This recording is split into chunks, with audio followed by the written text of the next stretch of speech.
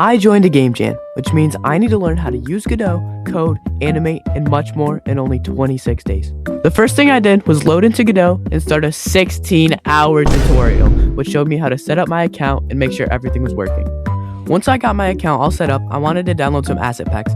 This is where I ran into my first problem. I couldn't figure out how to actually download the asset packs into Godot. It took me a while, but I eventually got it working. Once I got everything downloaded, I started on making my first game. I decided to make a Space Invaders copy because it seemed simple enough for my first game, but it was still challenging enough for me to learn. As soon as everything was all set, I started on my game.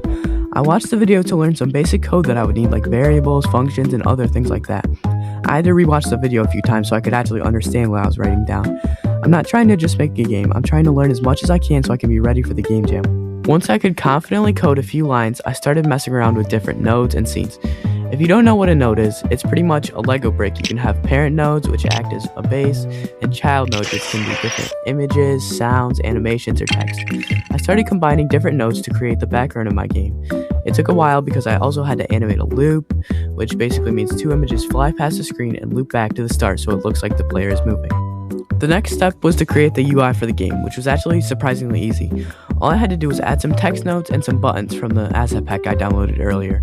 I'm eventually going to have to code things for the buttons to work, but we don't have to worry about that right now. I got to the point where I had to start adding different nodes to the button and scripts and code, which ended up being really freaking frustrating. So I decided to take an extended break until tomorrow. So thank you all for watching, and subscribe if you want to follow along with my journey of making games. See ya!